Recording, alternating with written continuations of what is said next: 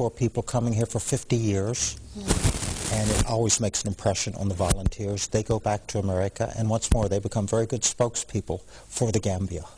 So most of them have wonderful experiences. And they speak Wolof, Mandinka, they speak our local languages. Oh, I'm amazed at how good they are at languages. I visit them in the villages sometimes, and they're very, very good. Can you speak any of the local language? Do you understand any, like, do you know how to say thank you, or how are you in any of the local languages? I can say thank you in Mandinka, Habarika, and Jody Jeff. Wolof. I'm in Wolof. I know a little Arabic, and that gets me by some places. I can say shukran jaziran. Oh, shukran, that means thank you. Yes. Okay. Thank you very much. Okay. Well, thank you very much, Mr. Ambassador, once again for coming to this program. We have more questions coming up for you. We cannot take phone calls right now, but we would appreciate if you can send us text messages, and that's on 655-2002, 655-2002. If you have questions for the ambassador, and I'm sure he'll be glad to answer. We have put this on Facebook too, that we're interviewing you, but most of the questions, I can say 90% of them are about visas. Does the ambassador work with visas before we start asking you those questions? Most Foreign Service officers start out with visas. I did visas 30 years ago. Let me explain just a little, an overview of the visa process. When you apply for a visa, we look at 3 factors, and every application is different. The first factor is, what is the purpose of your visit? Are you going to be a student? Are you going to visit relatives? Are you going on a vacation? Are you perhaps a businessman being transferred there? There are different types of visas. Are you a diplomat? That's a different type of visa. Once we determine that, we have to see 2 other things. One is, do you have enough money to support yourself while you're there? And then the third thing, and it's very important, we have to see that you intend to return to the Gambia after your visit. That's hard to prove. We look at the strength of ties. If you've been working at a company for 20 years and your family's here and your house is here, that's an easier decision than some of the other decisions. If you're not as well established, if you don't have close family ties you're returning to, it's not a procedure where we check, you have this, you have this, you have this. We want the entire body of evidence. Why are you going? Can you support yourself there? And do you intend to come back?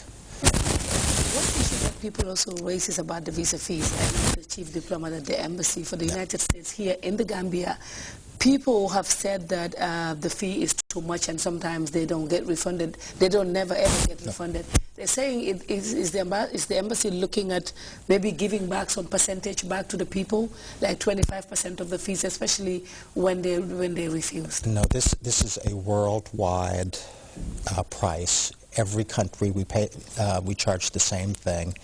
It's a law passed by Congress. The reason we do this is we expect the people applying for visas to fund the process. And whether you're accepted or refused for a visa, the process is basically the same, and it takes the same amount of work and the same amount of checks. Well, Mr. Ambassador, we'll take a quick break, and when we come back, the show continues. Let's take a break now. Thank you.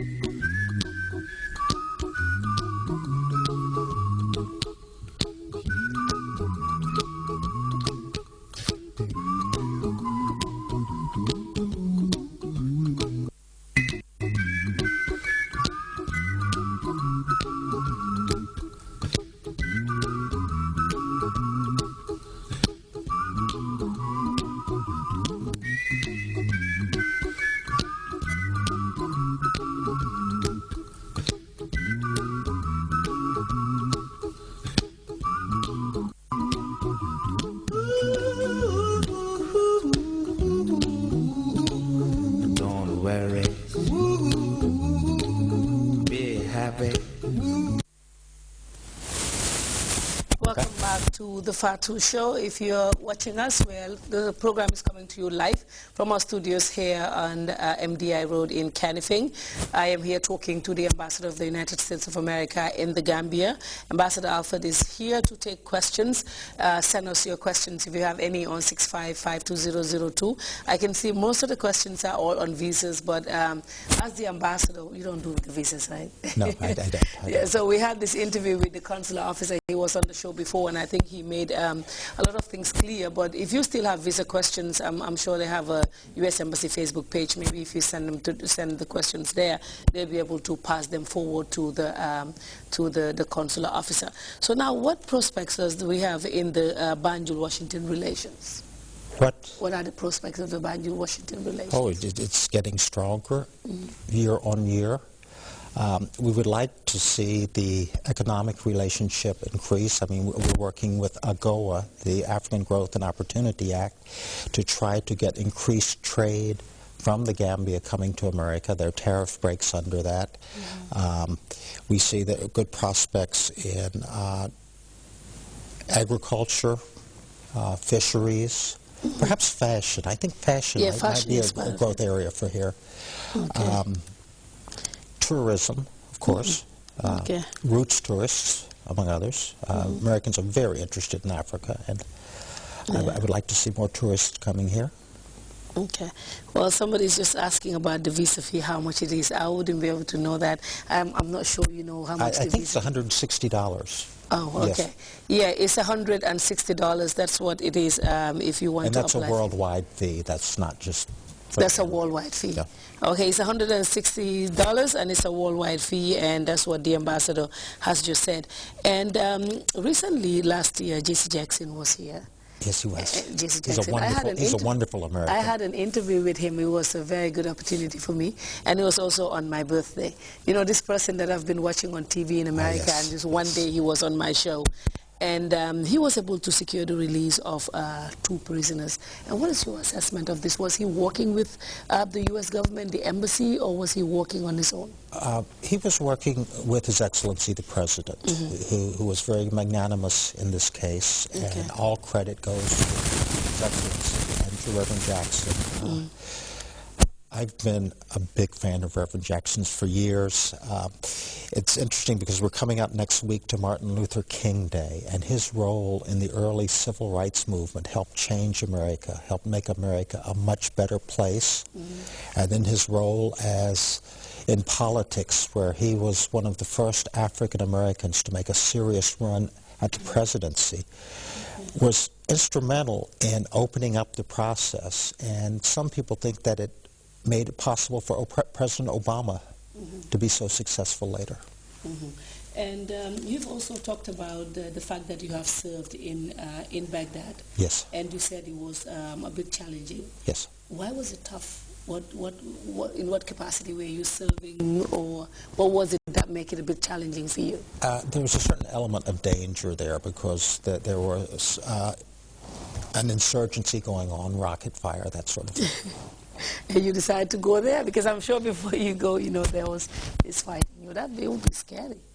Well, I was one of the more senior people there, but you can't just send people there and not go yourself at some point. Well, yeah, these visa questions keep coming. Okay, I'm happy to answer them. The $160 is fairly expensive. Yeah. I recognize that.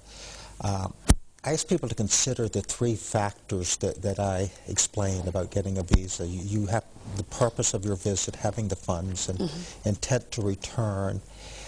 If you don't think you will be able to fulfill these sufficiently, you might really consider before you come there, because the money is not refundable. Yeah, but that's why I was telling the consul